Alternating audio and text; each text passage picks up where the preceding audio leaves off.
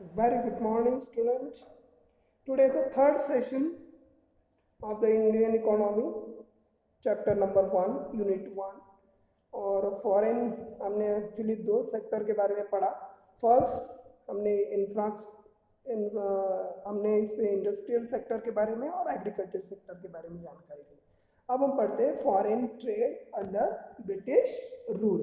Okay no my dears, हमने जिस तरीके से देखा है कि जो इंडस्ट्रियल प्रॉब्लम है कि क्या इंडस्ट्रियल के बारे में क्या क्या प्रॉब्लम थी, उस प्रॉब्लम का सॉल्यूशन देने की बात कही गई थी. अब हम देखते हैं foreign trade under British rule.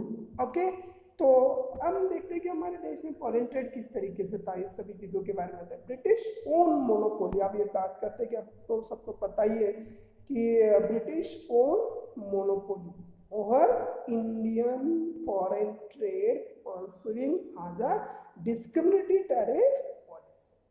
Already बता चुका हूँ, डिस्क्रिमिनेटेड टैरिफ पॉलिसी. और ये हमारी सबसे पहली रीजन है. और हम पहले वाले क्लास में बता चुका हूँ, दूसरे वाले क्लास में बता रहा हूँ, फिर से आपको बता रहा हूँ कि ब्रिटिश ओन मोनोपोली. मोनोपोली का मतलब क्या होता है, ये बात पहले समझ लो. मोनोपोली का मतलब होता है ओन पर्सन, मतलब एक ही पर्सन जो रहता है. मोनोपोली में कोई अदर पर्सन नहीं रहता, उसके लिए कंपटीशन नहीं रहता है.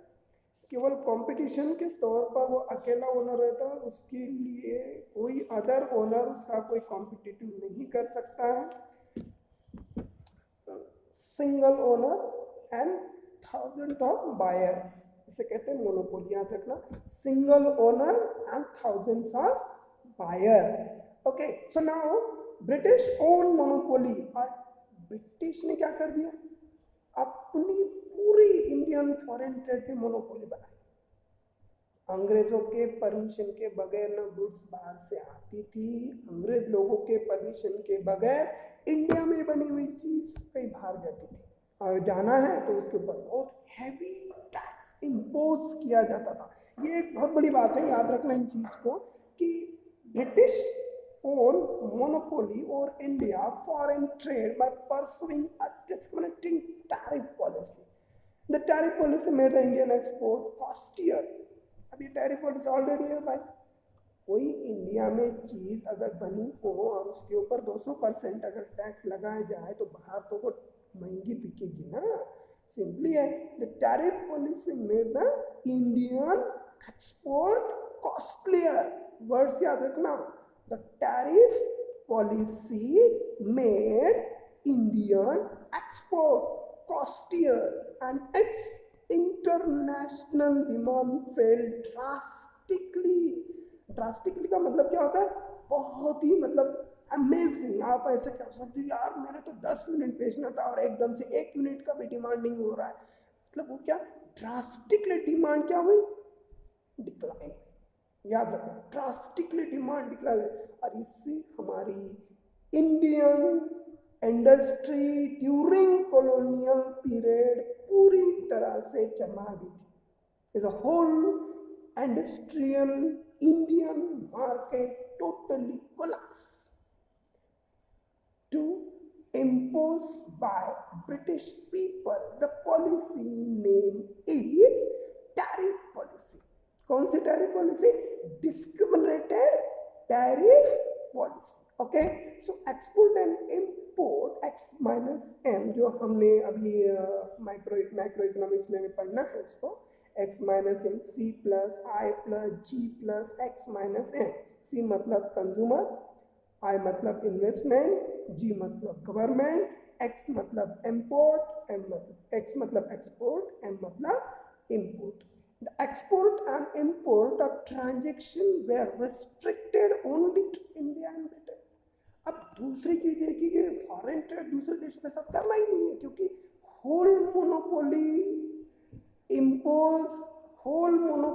created by British people in India to all foreign trade activity in India. Mainly बात याद रखना, whole foreign activity controlled by British people and create a monopoly on this Indian foreign trade. बहुत important rule से याद रखना इन चीज को. तो foreign trades India export a basket during the colonial rule comprise main primary product like कौन से एक्सपोर्ट होते थे याद रखना इंडिया में इंडिया से बाहर जो जाती थी चीजें वो कौन सी चीजें थी sugar jute silk the import of compromise finish consumer goods like cotton woolen clothes and British the opening of अब एक तो बहुत बड़ा इतिहास में माना जाता है कि ये एक ऐतिहासिक घटना है स्वेज कैनल की जो इजिप्ट में आता है स्वेज कैनल जो नाइल नदी को क्रॉस करते जो ब्लैक सी और भूमध्य सागर जो मेडिटरी सी था उन दोनों के बीच में जोड़ने वाला एक कैनल बनाया गया था। अब पहले क्या होता था जो वास्को दी गामा अपने देश में आया था Vasco the gamma south Africa cap of good hope का रूट करके पहुंचा था गोवा में झामोरिन राजा ने उसको स्वागत किया था उसका मतलब किया था कि उसको भाई आओ हमारे देश में व्यापार वगैरह करो और वो पहला पर्सन था इंडिया में आने वाला वास्को दी गामा और उस समय के बाद तो रूट फाइंड आउट करने की कोशिश की गई लेकिन वो बहुत लंबा रूट था तो बीच में का रास्ता निकाला और स्वेज कैनल जिसमें से हजारों किलोमीटर का डिस्टेंस कम हो गया और एक बहुत बड़ी बात कही थी इन्होंने opening the Suez Canal further entrance of the monopoly British और Indian foreign trade Suez Canal के बाद तो वहाँ से ब्रिटिश से आने वाला गुड्स इतनी ज़्यादा लेवल पे इंडिया में आने लगा था कि अब इंडियन मार्केट को कोलैप्स होने से कोई रोक नहीं सकता और इंडियन मार्केट पूरी इंडियन बिजनेस पूरी तरह से कोलैप्स हुआ The surplus generated from the foreign trade was used the administration and war process by British state colonial power. Already मैं बता चुका हूँ 1914 में जो फर्स्ट वॉर चला था 1914 में पहला वॉर चला था और पहले वॉर में ब्रिटिश और जर्मनी इनके दो में काफ़ी तीव्र फाइट हुई थी वॉर हुआ था इस वॉर में ब्रिटिश की जो खासकर इंडस्ट्रियल सेक्टर था उसके ऊपर जो वहाँ का जो जर्मन चांसलर था उन्होंने बहुत ज़बरदस्त अटैक किया था और इंग्लैंड की जो इंडस्ट्रियल फाइनल गुड्स बनाने वाली इंडस्ट्री थी उसको तहस नहस कर दिया इसका बेनिफिट किसको मिला इंडिया के लोगों को मिला क्योंकि 1914 में जब पहला वॉर चला था वॉर की जो ज़रूरत थी उस ज़रूरत के हिसाब से प्रोडक्ट करने के लिए अब ब्रिटिश लोगों को इंडियन एंटरप्रेन्योर्स की जरूरत पड़ी क्यों जरूरत पड़ी क्योंकि वो एडमिनिस्ट्रेशन और वॉर के पर्पज था और उन्होंने उसको थोड़ा सा डेवलप किया 1906 के बाद आपको बताया पहला इंडस्ट्री बना TISCO Tata and steel company बना बाद में बहुत सारे प्रोजेक्ट इंडिया में धीरे धीरे डेवलप हुए बजाज कुछ प्रोडक्ट ऐसे भी हो गए जिन्होंने उस समय के दौर में काफ़ी कुछ अपना प्रोग्रेस किया था The purpose of the British state colonial power leading to drain of the economic wealth to Britain. तो इससे हुआ क्या तो power leading to drain of Indian और जब वेल्थ चला आपको पता है कि जब वॉर चल रहा था उस समय काफ़ी पैसे का जरूरत थी तो इंडिया से वो बहुत सारा रॉ मटेरियल ये सब चीज़ें उनके ऊपर टैक्स लगा कर पैसे ज़बरदस्ती से वसूल किए इससे फॉरेन ट्रेड डेवलप नहीं हुआ लेकिन कुछ लेवल पर उनको डेवलप करने की अपॉर्चुनिटी दी गई और उस अपॉर्चुनिटी के लेवल पर वो काम करता रहा अब ये तो हुआ एक conditions of the foreign trade अब हम देखते हैं कि डेमोग्राफिक कंडीशंस इंडिया की क्या है अब उस समय आपको पता है आपको मैं ऑलरेडी बता चुका हूँ 1921 इज अ ब्रेकेबल ईयर याद रखना 1921 is a breakable year of growth of population in India. क्यों कहा जाता है 1921 breakable year है 1921 is very important year in India. India having minus growth rate of the population उस समय माइनस क्यों होता है उसके बहुत सारे रीजन है एक रीजन मैं बता देता हूँ क्योंकि वहाँ पे ड्रॉट पड़ा था लाखों लोग ड्रॉट की वजह से मारे गए थे और एक समय बाढ़ भी आई थी बाढ़ ड्रॉट पड़ा कुछ एरिया में कुछ बीमारियाँ आई प्लेग वगैरह बीमारियाँ आई कुछ समय बरसात हुई तो जब बरसात का समय है तो बरसात बहुत ज़्यादा हो गई, बरसात में बहुत सारे लोग बह गए, गांव के गांव खाली हो गए। बिहार में कोसी रिवर्स को बहुत ज़्यादा प्रॉब्लम आई थी और वहाँ से बिहार के बहुत सारी पॉपुलेशन, माना जाता है कि 2% पॉपुलेशन कम हुई थी उस समय की। और 1921 में इंडिया माइनस ग्रोथ रेट था उस समय। और जब 1921 क्रॉस हुआ तो पॉपुलेशन हमने वहाँ से 31 करोड़ से लेके आज 135 करोड़ तक हमारी पॉपुलेशन ग्रो हुई। और वहाँ से 30%, मतलब वहाँ पे 30 थी 1921 में 30 करोड़, जो पहला 31 करोड़ था मतलब 32 करोड़ था वो 30 में आया। और 30 के बाद फिर तो सोचो ही मत, ग्रोथ रेट इस तरीके से इंप्रूव हुई कि आपको पूछने का कोई सवाल ही नहीं है। तो धीरे धीरे धीरे ग्रोथ होके आज हम 135 तक पहुंच गए और कुछ दिनों बाद दुनिया में हम नंबर 1 पोजीशन पे पहुंच जाएंगे, चाइना को भी पीछे छोड़ देंगे। ओके, इसका मेन रीजन क्या था कि features of the birth rate and high death rate, उसमें डिफरेंस आया था 1921 में। ओवरऑल मॉर्टेलिटी रेट आपको पता है, इन्फ्रंट मॉर्टेलिटी रेट, जो बच्चा जन्म से बाद ही मृत्यु पाता है, मतलब इन्फंट मॉर्टेलिटी जो रेट होता है वो क्या होता है, इसका डेफिनेशन मैं आपको बता रहा हूँ। याद रखना, ये याद रखना, एक मार्क के लिए क्वेश्चन है। Infant mortality rate, it is a number of children, it is the number of children that die before attaining 1 year of age. Once again याद रखना, it is the number of children that die before attaining 1 year of age as a proportion of 1000 live birth in a year. Once again, it is the numbers. हम infant mortality के बारे में बात कर रहे थे। Infant mortality rate is very high. क्या था इन्फेंट मॉर्टेलिटी रेट का डेफिनेशन क्या याद रखना। इन्फेंट मॉर्टेलिटी रेट की डेफिनेशन में फिर से बता रहा हूँ आपको। Infant mortality rate, it is the number of children that die before attaining 1 year of age as a proportion of 1000 live birth in a year. Okay, so ये mortality बहुत ज़्यादा था, जो एक साल के अंदर बच्चे मरने का रेट बहुत हाई था। And the infant mortality was quite alarming, 2% 1000 of birth, 63%। याद रखना, बहुत इंपॉर्टेंट नंबर से।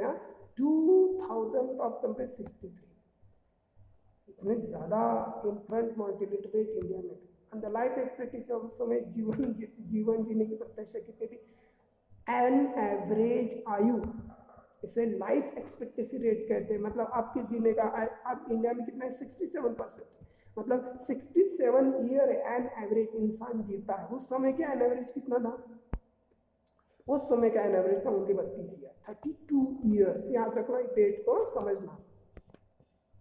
ऑक्यूपेशनल स्ट्रक्चर के बारे में बात करते हैं, क्या कि व्यावसायिक क्या कंडीशंस थी। Occupational structure refer to a distribution of population engage in different occupation such as, occupation कितने हैं, 4, agriculture, industry and service sector and foreign sector. मानो तो ठीक है, नहीं तो देश के लिए 3 ठीक है, agriculture, industries and service sector.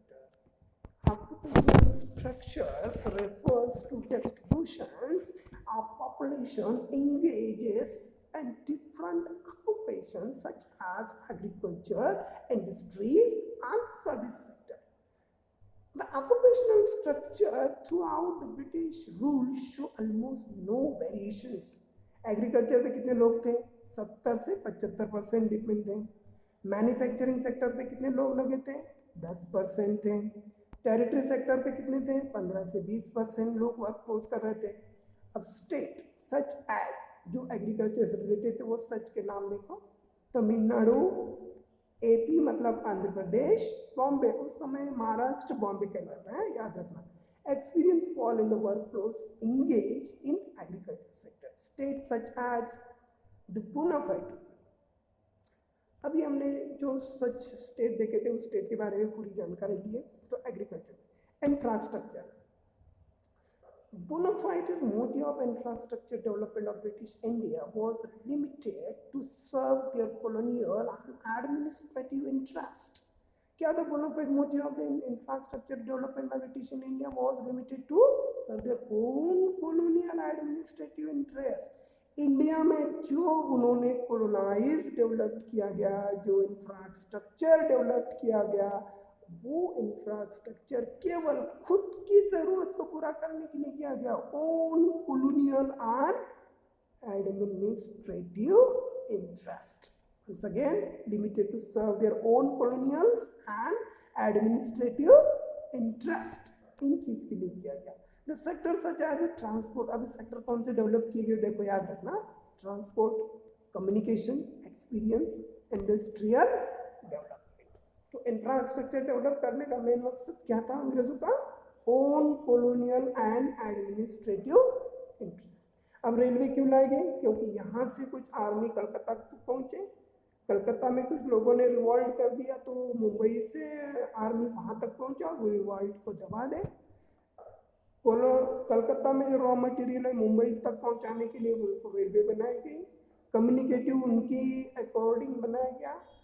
Railway post उन्हीं के सेवाओं के लिए बनाया गया, लेकिन बाद में उसको इंडिया बेनिफिटेड हुआ, ये अलग बात है. Okay, so sectors served their own colonial and administrative interest, such as sectors such as transport, communication and experience, industrial. Occupational structure के बारे में बात कर रहे थे. Road and railway was developed to facilitate transportation of raw material. Road and railway का develop क्यों किया गया? Facilitate to transportation of raw material and intensify the British colonial welfare. केवल ये चीजें जो रोड एंड रेलवे को डेवलप किया गया ना, ये सब चीजें ब्रिटिश कॉलोनियल वेलफेयर के लिए ही बनाया गया. उसका मेन मकसद लोगों का कल्याण नहीं था, लोग मतलब पीपल वेलफेयर नहीं था, सोशल वेलफेयर नहीं था उसका कंडीशन. उसका केवल था own self interest of the British colonial welfare. Ports, उन्होंने जो पोर्ट डेवलप किए उसमें विशाखापट्टनम है या कोलकाता है, मुंबई है या पारादीप है या दूसरे जो पोर्टर से बनाए गए सारे इंडिया के जितने भी उन्होंने, गोवा जो है, कुछ जो पोर्ट थे वो पोर्ट को, मद्रास का पोर्ट है, उन डेवलप करने का रीजन क्या था? एक्सपोर्ट एंड इंपोर्ट पॉसिबल होने के लिए. याद रखना, ports were develop to make the export to British and import from the Britain possibles. The post of telegraph, ये भी डेवलप किया गया क्योंकि enhance and efficiency of effectiveness British administration, इसके लिए बनाया गया. पोस्ट लाया गया इफेक्टिव ब्रिटिश एडमिनिस्ट्रेशन के लिए.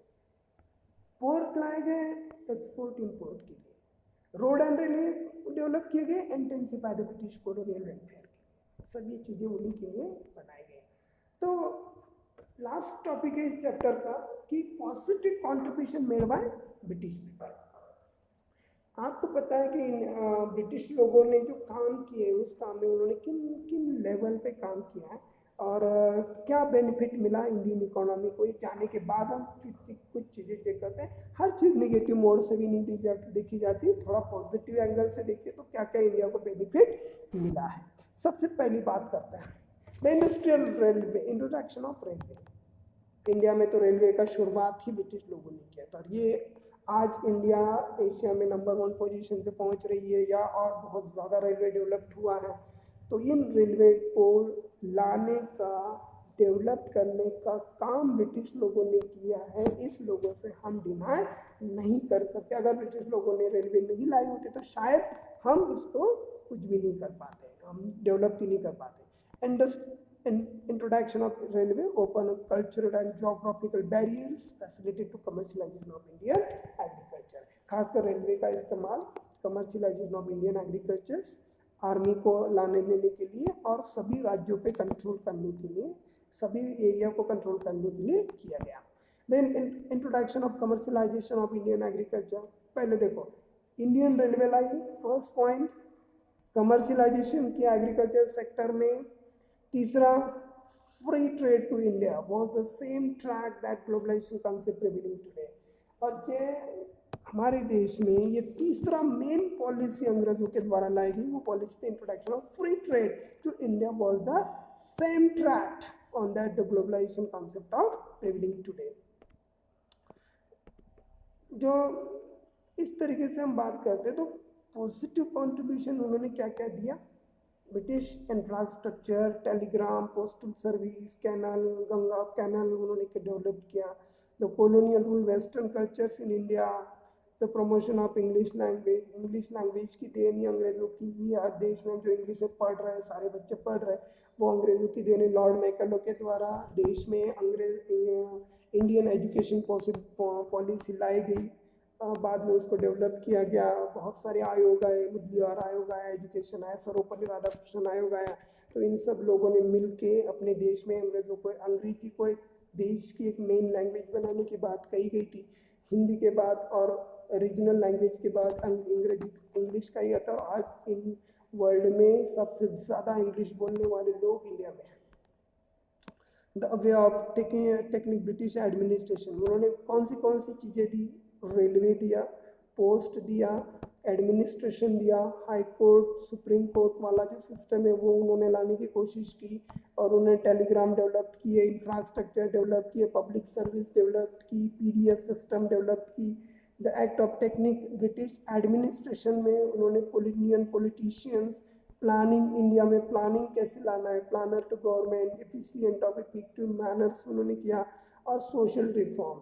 और सोशल रिफॉर्म में किन किन चीज़ आती है, हिंदू विडो रीमैरिज एक्ट जो 1856 में बनाया गया, ये बहुत इंपॉर्टेंट है। पब्लिक सेक्टर का यूज करना, जो मतलब पब्लिक सेक्टर जो वेल है, जो पब्लिक गुड्स है, उसका इस्तेमाल सभी लोगों के लिए कॉमन लेवल पे करना, ये ब्रिटिश लोगों की बहुत बड़ी देन थी, ये ब्रिटिश कंट्रीब्यूशन था। It is a foundation break to shackles of the traditional primitive society. एक समाज को एक संघ में बांधना, अब देखिए कितना बड़ा कंट्रीब्यूशन इनका है, एक समाज में एक संघ बांधना, क्रिएट करना, हर फैसिलिटीज को बनाना, मतलब एक railway, administration, post, judiciary system, administrative systems, ये सभी सिस्टम को डेवलप करने का काम और इंडिया को वन नेशन बनाने का काम भी ब्रिटिश लोगों ने किया था। This is very important part of the chapter. तो हमने पूरे चैप्टर को देखा, 4 conditions, demographic condition, agriculture condition, industrial condition, foreign condition, एव of Indian agriculture development conditions and period. ये होल चैप्टर है पहला, first unit, first chapter of the NCERT. It is finish now. Next day next chapter of Indian economy, the planning and 5-year, the common goal of 5-year plan. Till then, thank you.